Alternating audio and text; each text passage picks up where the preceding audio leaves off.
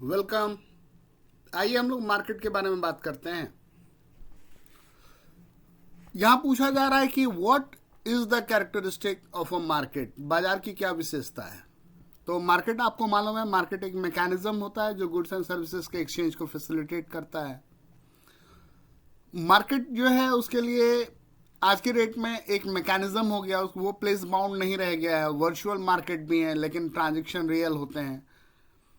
यहाँ पे फीचर्स देखिए दिया है कि किसी भी मार्केट में एक एरिया होना चाहिए, presence of both buyer and seller होना चाहिए, single price of a commodity होना चाहिए, ऑल ऑफ द अबव होना चाहिए। तो इसका सही आंसर होगा ऑल ऑफ द अबव।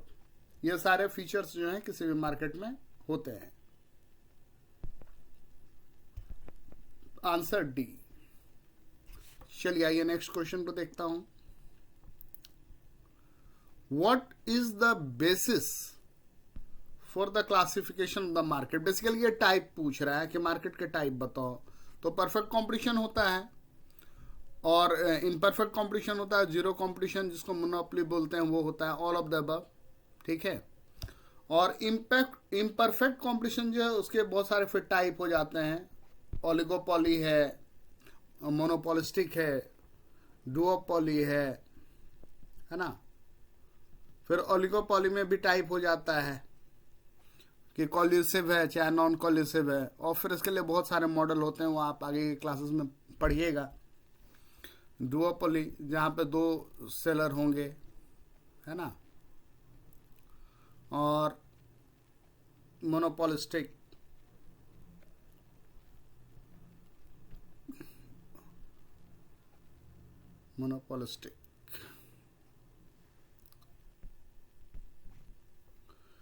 तो यहां जो टाइप दिया हुआ है तो उसका आंसर हो जाएगा all of the above.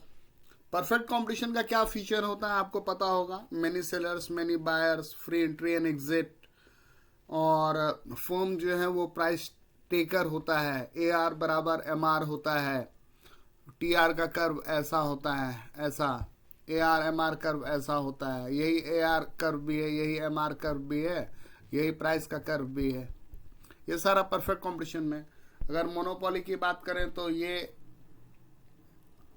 M R curve है, ये ए आर कर्व है, ये एम आर कर्व है। और मोनोपोली में टी आर कर्व जो है वो ऐसा होता है, ये टी आर कर्व है। और भी बहुत सारी चीजें हैं जो कि हम आगे के स्लाइड्स में धीरे डिस्कस करेंगे। ओके, चलिए क्वेश्चन नंबर 3 देखते हैं। क्वेश्चन नंबर 3 क्या है। Which of the following is the feature of perfect competition. बोलता है कि परफेक्ट कॉम्पिटिशन का फीचर बताओ। तो large number of buyer and seller होता है, करेक्ट बात। Homogeneous units of the product, यह बात भी सही है। परफेक्ट नॉलेज भी होती है। इसके अलावा परफेक्ट मोबिलिटी ऑफ फैक्टर होता है। मोबिलिटी ऑफ फैक्टर, हाँ मोबिलिटी ऑफ फैक्टर। फर्म जो है वो प्राइस टेकर होता है। फर्म जो है वो प्राइस टेकर होता है। ओके, फर्म प्राइस टेकर होता है। तो ये सारे फीचर हैं। तो यहां पर जो आंसर हो जाएगा वो हो जाएगा all of the above. Question number 4 को देखते हैं। In which market product differentiation is found. तो ये डिफरेंशिएशन जो है ये मोनोपोली में होता है। Which of the following is true in perfect competition. बोलता है कि फर्म जो है प्राइस टेकर है, ये बात बिल्कुल सही है। नॉट प्राइस मेकर, ये बात भी सही है। Firm demand curve is perfectly elastic. Perfectly elastic होने का क्या मतलब है, ये ऐसा होगा डिमांड कर्व। ए आर जो है एम आर होता है, ये बात भी सही है। यानी अगर देखा जाए तो इसका आंसर क्या हो जाएगा all of the above. Which one is a feature of monopoly. Single seller होते हैं, मेनी बायर्स होते हैं, बिल्कुल सही बात। Lack of close substitute, substitute हो जाएगा तो मोनोपोली नहीं चलेगा। Restriction of new firm entry, वो किसी भी तरीके का हो सकता है रिस्ट्रिक्शन, पेटेंट करवा करके या किसी टाइप का खास टेक्नोलॉजी आपका होना या कोई खास रॉ मटेरियल होना, कुछ भी करके। तो ये सारे फीचर होते हैं। तो इसका भी आंसर क्या हो जाएगा all of these. Which one of the following is true for which one of the following is true for monopoly? Firm जो है प्राइस मेकर होता है, बिल्कुल होता है। डिमांड कर्व स्लोप डाउनवर्ड, बिल्कुल होता है, डिमांड कर्व ऐसा होता है। जो उसका एमआर कर्व है वही डिमांड कर्व होता है। प्राइस डिस्क्रिमिनेशन पॉसिबिलिटी अराइजेस, बिल्कुल सही बात है, ऑल ऑफ द अबव। अब यहां पर ये वर्ड जो आ गया प्राइस डिस्क्रिमिनेशन, ठीक है, ये क्या होता है? तो प्राइस डिस्क्रिमिनेशन का ये आपसे क्वेश्चन में पूछ सकता है। तो प्राइस डिस्क्रिमिनेशन का क्या मतलब होता है? एक ही मार्केट में अलग अलग यूजर से अलग अलग दाम लेना, या अलग अलग मार्केट में अलग अलग यूजर से अलग अलग दाम लेना। जैसे इलेक्ट्रिसिटी का एग्जांपल ले लीजिए, जो डोमेस्टिक यूज करते हैं उसका दाम अलग होता है, कमर्शियल यूज होता है वो अलग होता है, और अगर वही इलेक्ट्रिसिटी जो है फार्मर्स को सप्लाई की जाती है तो वो सब्सिडाइज्ड रेट पे उसका रेट अलग होता है। क्लियर? चलिए क्वेश्चन नंबर 8 देखते हैं। विच one is a feature of monopolistic competition? तो डिफरेंशिएटेड प्रोडक्ट होते हैं, सेलिंग कॉस्ट भी होता है, imperfect knowledge of the market भी होता है, ऑल ऑफ द अबव। ये सारा जो है मोनोपोलिस्टिक का फीचर है। A market in which there is a free entry and exit, free entry and exit जो है वो परफेक्ट कंपटीशन मार्केट का एग्जाम्पल में पॉसिबल है। अब इसके पीछे भी बहुत सारा कहानी है कि कब फ्री एंट्री होगा, कब एग्जिट होगा, और ये होने से क्या होता है। तो फ्री एंट्री एंड एग्जिट जो है ये इस चीज को इंश्योर करता है कि कोई भी फर्म जो है वो इन लॉन्ग रन सिर्फ नॉर्मल प्रॉफिट ही कमा सकेगा। ये मेन एस्पेक्ट है इसका। अब इसके पीछे जो इसका सारा डिटेल है वो आप हायर क्लासेस में पढ़ेंगे, और फिलहाल अभी तो चूंकि मैं एमसीक्यू करवा रहा हूं तो उसके बारे में मैं डिस्कशन नहीं करूंगा। What does a monopolist market show? बोलता है मोनोपोली वाला जो सिचुएशन होगा, मोनोपोली मतलब एकाधिकार, एक ही फर्म है, ठीक है, जो ऐसा सिचुएशन होगा उसमें क्या होगा। ओके, तो क्वेश्चन नंबर 10 का आंसर क्या होगा? बोलता है ये क्या शो करता है? तो ये एक मार्केट का एक नेचर हुआ जहां पर एक ही सेलर है और बहुत सारे खरीदने वाले लोग हैं। Price discrimination is found in which market? Price discrimination कहां होता है? तो ये मोनोपोली में होता है। Which of the following is the feature of pure competition? Pure competition जो है जिसको परफेक्ट कंपटीशन भी बोलते हैं, उसमें क्या होता है? तो परफेक्ट नॉलेज होता है, परफेक्ट मोबिलिटी ऑफ फैक्टर होता है, जहां सस्ता होगा वहां जाकर के फर्म में बनाएंगे। होमोजेनिटी ऑफ प्रोडक्ट होता है, ऑल ऑफ द अबव।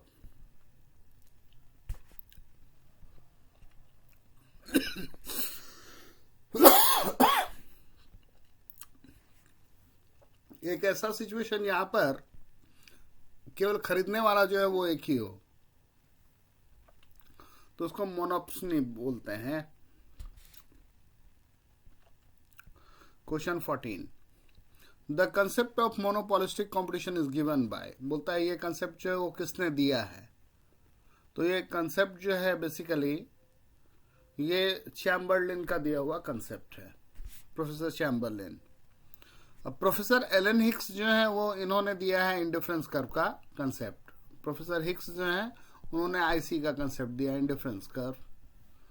ऐसा होता है इंडिफरेंस कर्व। और इक्विलिब्रियम कब आता है? जब बजट लाइन के लिए इंडिफरेंस कर्व टेंजेंट बन जाता है।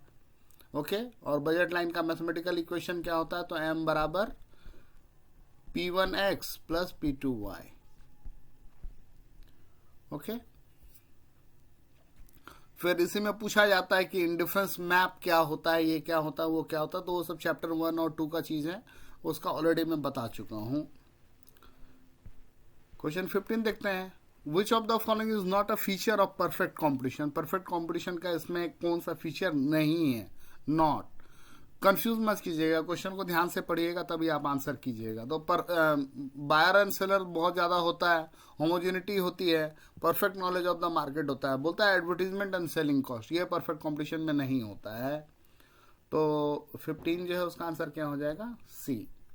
परफेक्ट कॉम्पिटिशन में एडवर्टाइजमेंट एंड सेलिंग कॉस्ट नहीं होता है। In which market AR is equal to MR? AR equals to MR जो है वो परफेक्ट कॉम्पिटिशन का फीचर है। Which factor determines equilibrium price, बोलता है इक्विलिब्रियम जो है वो किस चीज से होता है। तो इक्विलिब्रियम के लिए आपको डिमांड और सप्लाई दोनों चाहिए होगा, बोथ ए एंड बी।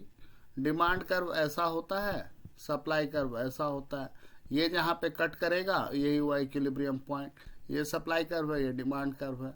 ये आपको इक्विलिब्रियम प्राइस दे दिया और ये आपको इक्विलिब्रियम क्वांटिटी दे दिया। अब जब ये क्वेश्चन आ ही गया है तब इसमें थोड़ा सा और डिस्कशन मैं कर सकता हूं कि ये डिमांड कर्व है, ये सप्लाई कर्व है। अगर डिमांड बढ़ जाए तो ये शुरू का डिमांड था, ये नया डिमांड हो गया। आप देखो इक्विलिब्रियम प्राइस बढ़ जाएगा। ये शुरू में था, ये P1 हो गया।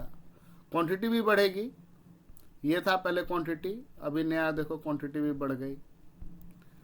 फिर इसी में कि अगर मान लो डिमांड कम हो जाए तो क्या होगा। तो ये देखो ये सप्लाई कर्व है, ये डिमांड कर्व है ओरिजिनल, और ये देखो डिमांड कम हो गया, नीचे आ गया।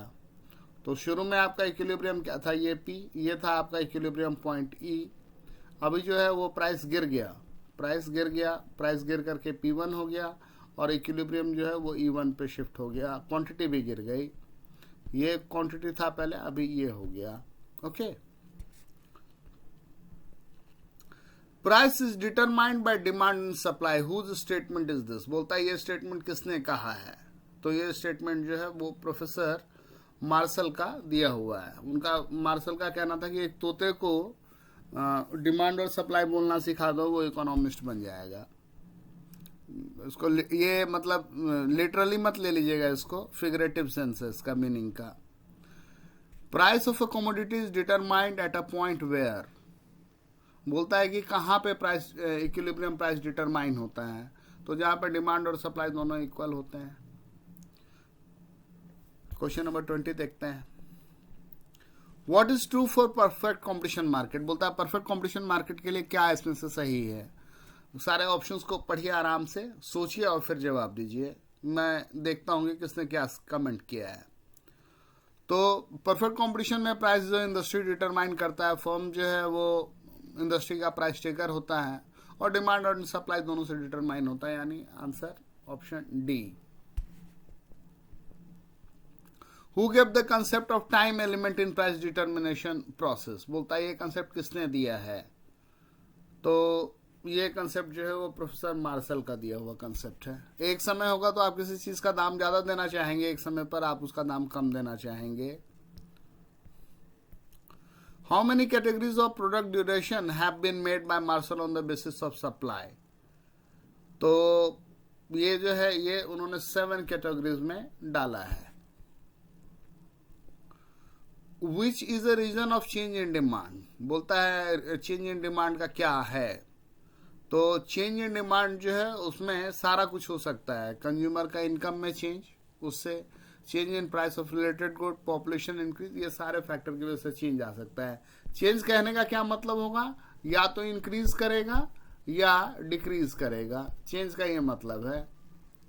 और एक्सपेंशन और कॉन्ट्रैक्शन जो है वो चेंज नहीं है, वो उसके लिए फैक्टर से प्राइस होता है। डिमांड फंक्शन आपको पता है ना, D of X is a function of P of X, P of Y, Y T E, है ना। तो ये जो P ऑफ एक्स है इसकी वजह से एक्सपेंशन एंड कॉन्ट्रैक्शन होता है। कर्व पे नीचे जाना, कर्व पे नीचे गए तो एक्सपैंड हुआ, कर्व पे ऊपर गए तो कॉन्ट्रैक्ट हुआ। लेकिन कर्व जो है राइट में बना तो इंक्रीज, और कर्व अगर लेफ्ट में बना तो डिक्रीज। ये नया कर्व अगर लेफ्ट में बन गया तो डिक्रीज। तो यहां पर all of the above. Population बढ़ेगा तो डिमांड बढ़ जाएगा। प्राइस और रिलेटेड गुड, रिलेटेड गुड जो है वो दो होते हैं, आपको याद होगा, सब्स्टिट्यूट गुड और कॉम्प्लीमेंट गुड, है ना। सब्स्टिट्यूट का दाम अगर महंगा हुआ तो क्या होगा आपका उस पर्टिकुलर, मतलब सिंपल बात है, कोक महंगी हो गई तो आदमी पेप्सी का डिमांड ज्यादा करेगा, और पेट्रोल अगर सस्ता हो गया, बहुत सस्ता हो गया, तो कार का डिमांड बढ़ जाएगा। ये चीज है। और कंज्यूमर का इनकम अगर बढ़ गया, अगर इनकम बढ़ा, इनकम में इंक्रीज आएगा तो नॉर्मल गुड का डिमांड बढ़ जाएगा, है ना। क्वेश्चन नंबर 24 देखते हैं। विच स्टेटमेंट इज करेक्ट, तो In very short period, supply is perfectly inelastic. Price is affected by both demand condition. सही बात है, करता है थोड़ा सा असर. Supply curve elasticity depends on time period, ये बात भी सही है. तो इसका आंसर क्या हो जाएगा? Both A and B. और चलिए अब लास्ट क्वेश्चन को देख लेते हैं. Market price is found in. Market price जो है वो शॉर्ट पीरियड मार्केट में होता है. तो चलिए ये थे 25 क्वेश्चन. Thank you. पेपर के लिए अब दिन नहीं रहे हैं, प्रैक्टिस कीजिए.